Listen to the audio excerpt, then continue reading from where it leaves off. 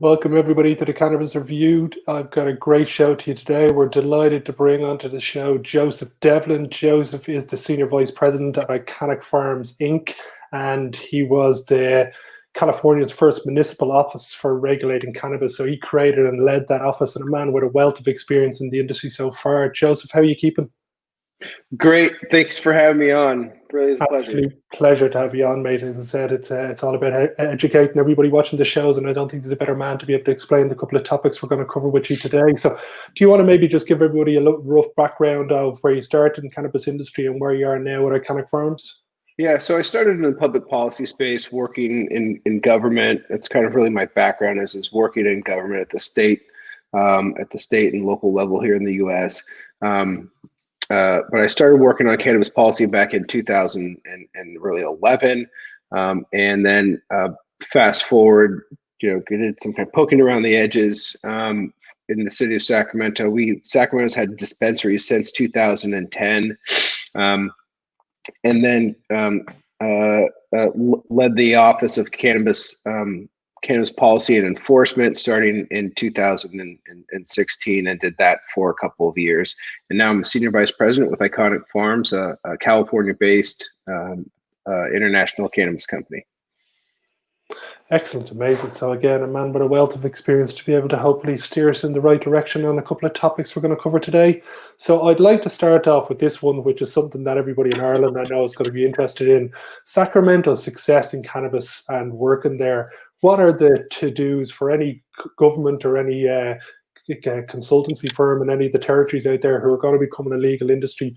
What are the definite to-dos that an industry needs to do, and what are the things people should be staying away from, do you think? Well, I think the first step is one, acknowledging that governments have had a real heck of a time, real difficulty banning cannabis. So I don't care what government level you work at, whether it be a federal or municipal level. Generally, everyone over the last 100 years has had some sort of prohibition on cannabis. And I've been to Ireland. I've seen cannabis in the streets of Ireland. My friends were able to buy it there when I was there.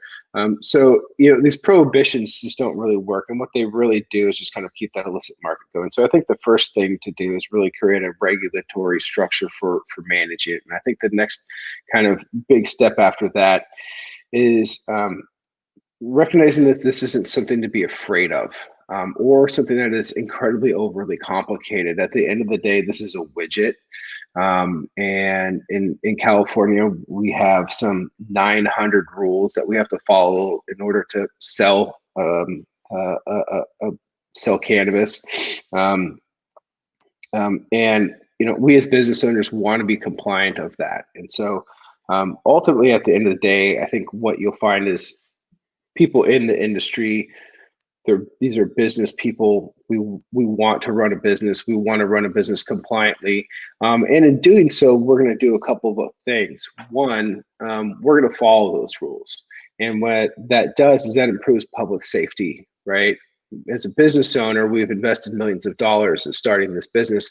We have zero interest in making a sale to someone below the legal age to make that purchase. We have zero interest. So the fears of when we legalize cannabis, it's going to be more accessible to kids. No. I've never bought into that. It is completely contrary to every dispensary owner I've ever talked to, contrary to every dispensary I've ever been in. Dispensaries are too expensive to start to lose your business for making a $30 sale to a 16-year-old. The second thing that regulating cannabis does is it improves public health by ensuring that these products are tested, assuming that the regulatory infrastructure includes a testing. In California, we have a whole battery of tests that test for molds and pesticides. And that's an important piece, especially when we're talking about concentrates. Illicit concentrates or concentrates that are made illegally can potentially, at least in particular, pose health risks. And so, improving public safety is and public health, I think, are tangential benefits of it. But the big to-dos again are, don't be afraid of doing it. The information is out there now. You don't have to be the tip of the spear like Sacramento was. Okay, perfect. That's great information. And I think that's something we'll be able to deliver home to the politicians here, and hopefully some of the scaremongering that we see happen in something like New Zealand when they went to legalize. It seemed to be the advertising war was the no side were way more effective with their campaigns in terms of scaremongering with people, whereas the other side just came with science, which hopefully in this day and age is not enough to convince people. So I'd like to move on to Ikänik Farms and the IKNK Brands. Can you tell us about the start of this company and the plans for the future? I have some of the products that you've got. Like, I'm looking forward to seeing this premium flower. Can you tell us about some of the plans for IKNK Brands and Ikänik Farms? Yeah, so Ikänik Farms, we are what's called a vertically integrated cannabis company here in California. We have a couple of brands. We have our Ikänik Farms flower, as well as an artist series called Ronin, another one called Rations, and those are distributed up and down the state of California, really all the way from San Diego to the far northern part of the state through our distribution company. Yeah, and then so in addition to our distribution company and a number of retail facilities that are coming online here in the next 2 months, we also have a cultivation facility in Colombia.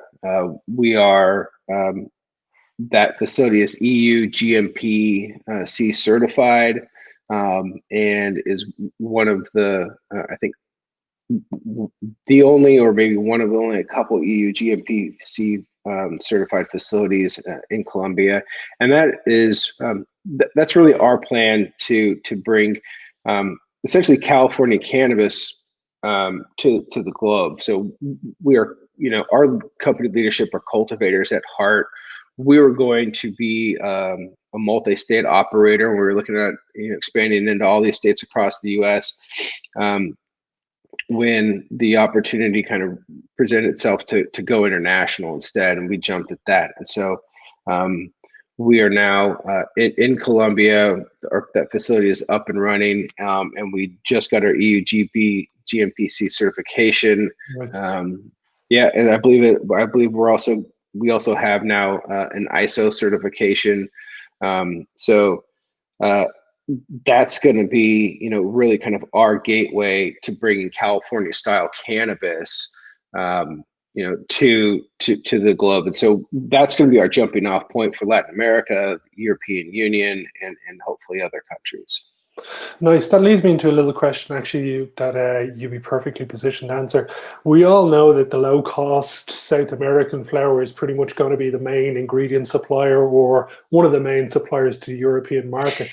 Do you see then that balancing out with the premium craft growers, let's say growing the champagne or the brandy of the cannabis industry? Which one do you see having the more growth over the next 5 years? That's a great question. And I think if I could answer that question with accuracy, Ikänik and myself would be much better off. That's a tough one.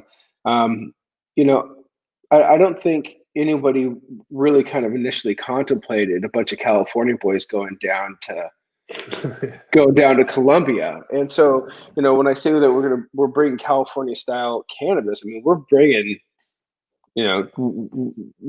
this isn't that brown brick cannabis that was coming out of, Latin America being smuggled across the borders. I mean, this is green bud flower that we're growing. I think in part of that is going to be dependent upon the restrictions around product development and standards that each country has. Certainly, I don't think you can discount California's potential for growing of a high volume, high quality product. I mean, we still have cultivation facilities under construction here that are measured in acres, right? I mean, I personally know two people that are just now getting permitted for 10-acre grows, right? And right, and like that's just me. And that doesn't count all of the other, giant in-house grows that are under construction. So I think there's going to be no doubt a demand for California cannabis around the world. Can other people like IKNIK, bring a similar quality product, via another country? I think we're going to start to see that, and how those compare, and kind of like what's the value of kind of the name of, if you will, of California versus a very similar product or the same product, because we're indoor growers in Colombia. We do have capacity to grow outdoors as well, but right now we're just only focusing on our indoor flower because we can control the quality, and the parameters for import are pretty tight.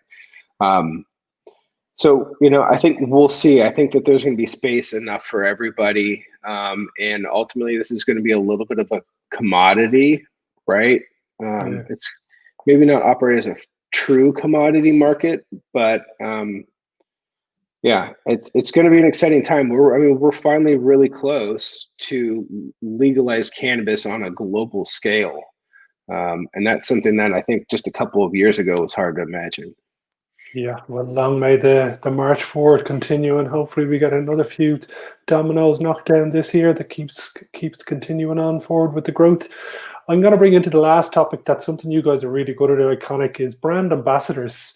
You have a number of good musicians and a couple of good surfers. How important do you think brand ambassadors are to the overall brand? Because I think that's what's going to end up winning this global race, is who's got the best brand, who's got the coolest, pretty much everything. So how important are brand ambassadors to you guys, and how do you see them in the future of the industry? Yeah, I think, I think that is something that's going to be here to stay. It's not that they are so huge important that you can't have a successful company or successful brand without it. I think the single most important thing is having a high quality product that the consumer can find consistency in, that they can find and understand the story behind it. Like our Ronin brand has these beautiful labels on them that are all hand done by fine artists.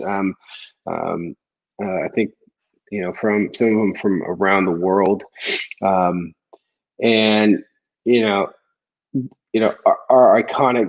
the IKNIK brand itself is really rooted in surfing and snowboarding and action sports, because that's who we are. It's who our company was founded by, and that's kind of who we've naturally gravitated towards, as professional surfers and snowboarders. And you mentioned the musician. Yeah, we have Pepper. But ultimately begins with a really good product, and there's no skipping that part, right? There's no amount of money that can kind of buy you out of having a good product. But I do think the brand ambassadors help you tell your story to the consumer, for sure.